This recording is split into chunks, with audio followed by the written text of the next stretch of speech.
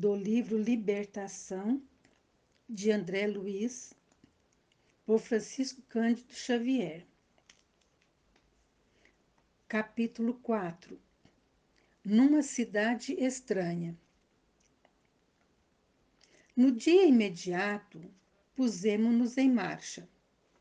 Respondendo-nos às arguições afetuosas, o instrutor informou-nos de que teríamos apenas alguns dias de ausência.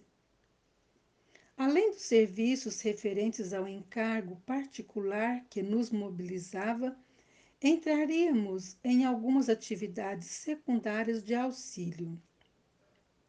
Técnico em missões dessa natureza, afirmou que nos admitira num trabalho que ele poderia desenvolver sozinho, não só pela confiança que em nós depositava, mas também pela necessidade da formação de novos cooperadores, especializados no Ministério de Socorro às Trevas. Após a travessia de várias regiões em descida, com escalas por diversos postos e instituições socorristas, penetramos vasto domínio de sombras. A claridade solar jazia diferenciada. Fumo cinzento cobria o céu em toda a sua extensão. A volitação fácil se fizera impossível. A vegetação exibia aspecto sinistro e angustiado. As árvores não se vestiam de folhagem farta e os galhos, quase secos, davam a ideia de braços erguidos em súplicas dolorosas. Aves agoureiras, de grande tamanho, de uma espécie que poderá ser situada entre os corvídeos, crocitavam em surdina, semelhando-se a pequenos monstros alados espiando presas ocultas. O que mais constritava, porém, não era o quadro desolador, mais ou menos semelhante a outros de meu conhecimento, e sim os apelos cortantes que provinham dos charcos. Gemidos tipicamente humanos eram pronunciados em todos os tons. Acredito, teríamos examinado individualmente os sofredores que ali se localizavam, se nos entregássemos à detida apreciação. Todavia, Gúbio, à maneira de outros instrutores, não se detinha para atender à curiosidade improfícua. Lembrando a seiva escura, a que Alighieri se reporta no imortal poema, eu trazia o coração premido de interrogativas inquietantes. Aquelas árvores estranhas, de frondes ressecadas, mas vivas, seriam almas convertidas em silenciosas sentinelas de dor, qual a mulher de Lote, transformada simbolicamente em estátua de sal? E aquelas grandes corujas diferentes, cujos olhos brilhavam desagradavelmente nas sombras, seriam homens desencarnados sob tremendo castigo da forma? Quem chorava nos vales extensos de lama?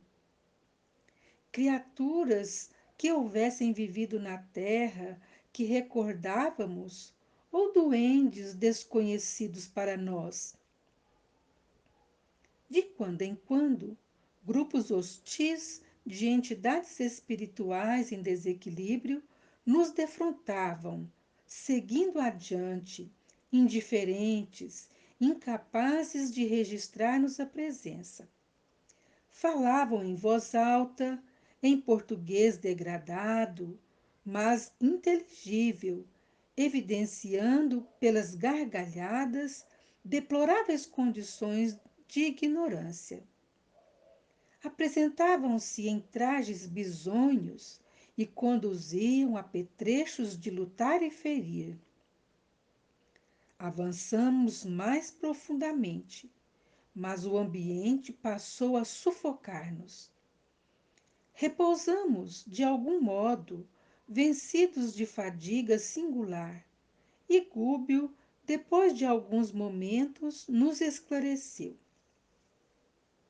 Nossas organizações perispiríticas, a maneira de escafandro estruturado em material absorvente, por ato deliberado de nossa vontade, não devem reagir contra as baixas vibrações desse plano.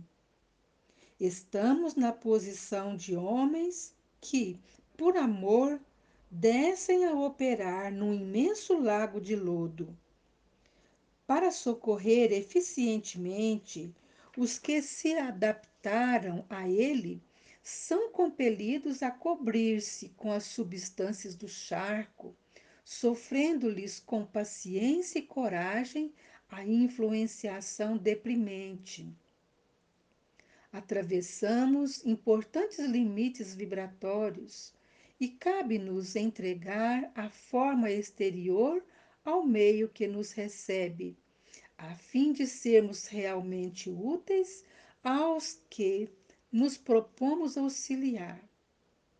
Finda a nossa transformação transitória, seremos vistos por qualquer dos habitantes desta região menos feliz. A oração de agora em diante deve ser nosso único fio de comunicação com o alto, até que eu possa verificar quando, na crosta, qual o minuto mais adequado de nosso retorno aos dons luminescentes.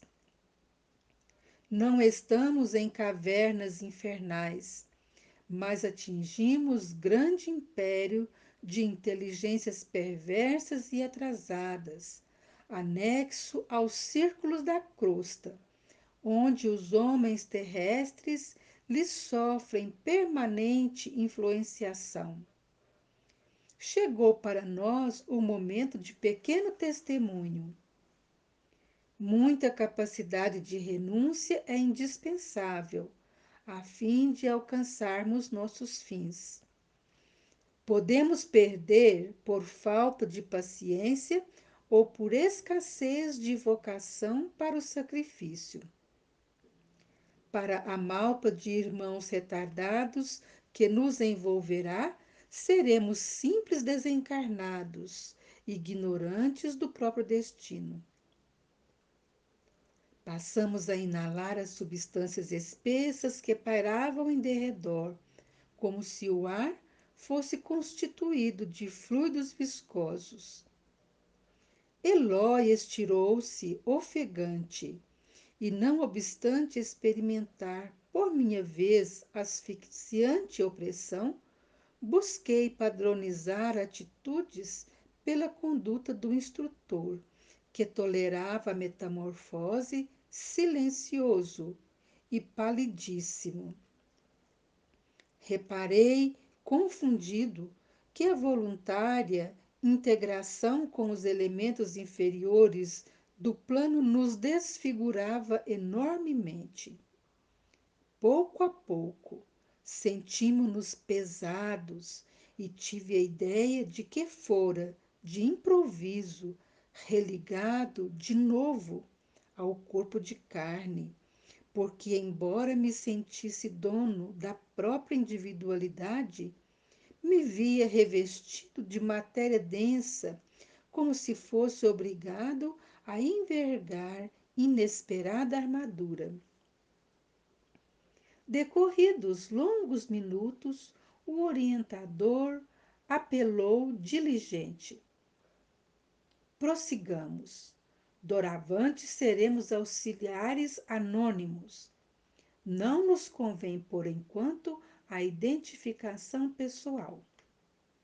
Mas não será isto mentir?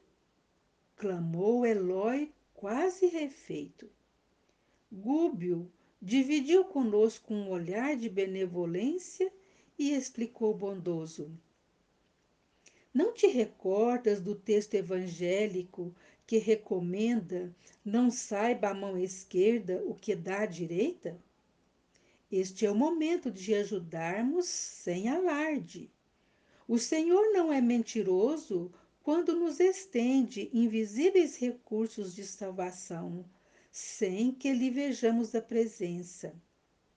Nesta cidade sombria, trabalham inúmeros companheiros do bem nas condições em que nos achamos. Se erguermos bandeira provocante nestes campos, nos quais 95% das inteligências se encontram devotadas ao mal e à desarmonia, nosso programa será estraçalhado em alguns instantes. Centenas de milhares de criaturas aqui padecem amargos choques de retorno à realidade sob a vigilância de tribos cruéis, formadas de espíritos egoístas, invejosos e brutalizados. Para a sensibilidade medianamente desenvolvida, o sofrimento aqui é inapreciável.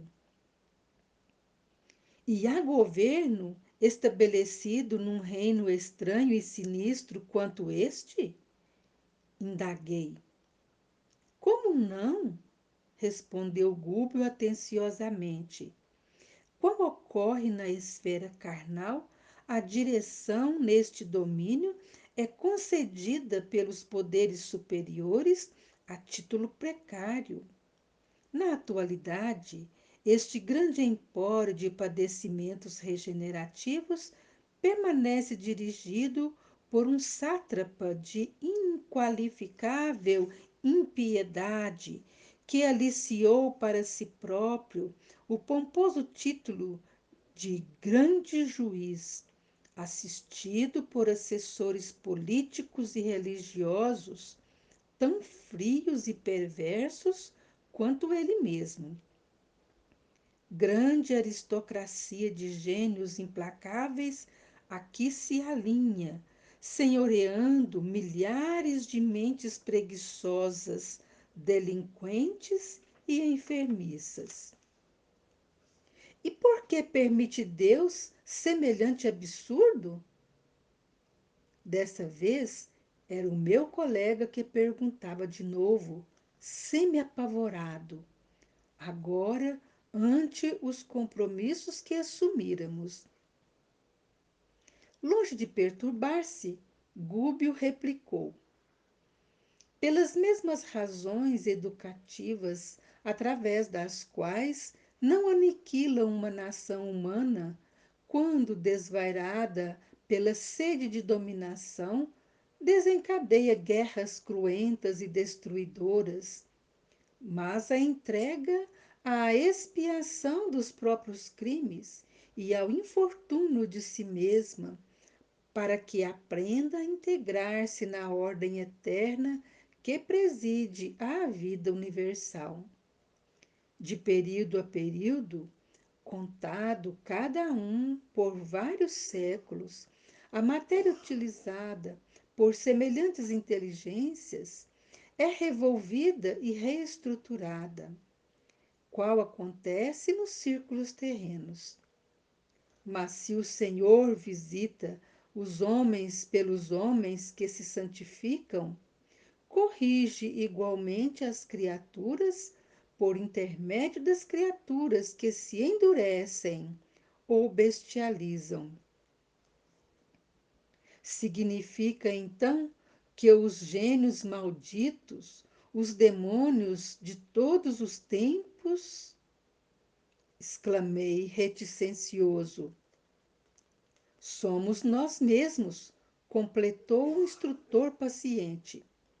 Quando nos desviamos impenitentes da lei, já perambulamos por estes sítios sombrios e inquietantes, mas os choques biológicos do renascimento e da desencarnação mais ou menos recentes não te permitem, nem a Eloy, o desabrocho de reminiscências completas do passado. Comigo, porém, a situação é diversa. A extensão de meu tempo na vida livre já me confere recordações mais dilatadas e, de antemão, conheço as lições que constituem novidade. Muitos de nossos companheiros, guindados à altura, não mais identificam nestas paragens senão motivos de cansaço, repugnância e pavor.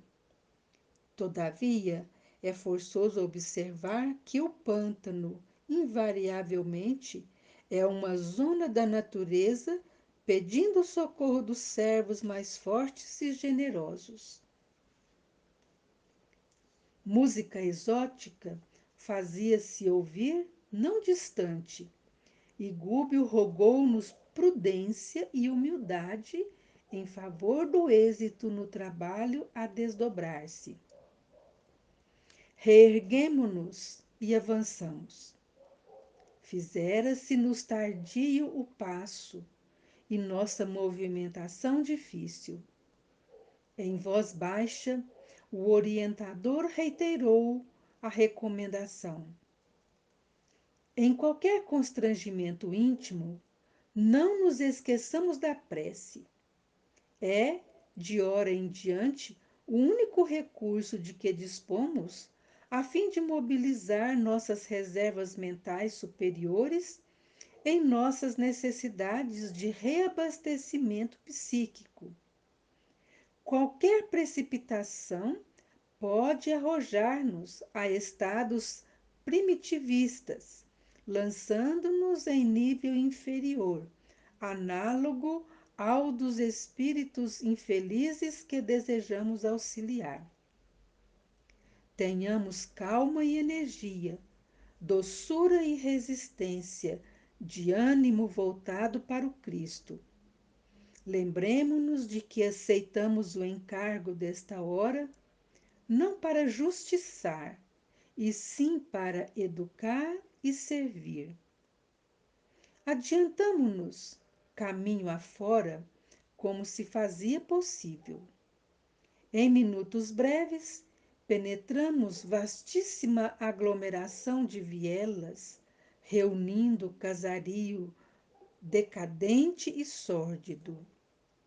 Rostos horrendos contemplavam-nos furtivamente, a princípio, mas à medida que varávamos o terreno, éramos observados com atitude agressiva por transeuntes de miserável aspecto.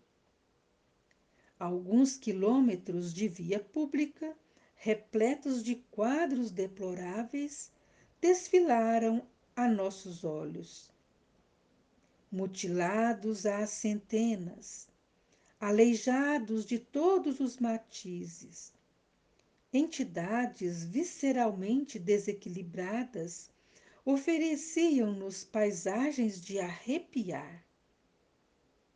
Impressionado com a multidão de criaturas deformadas que se enfileiravam sob nosso raio visual, perfeitamente arrebanhadas ali em experiência coletiva, enderecei algumas interrogações ao instrutor em tom discreto.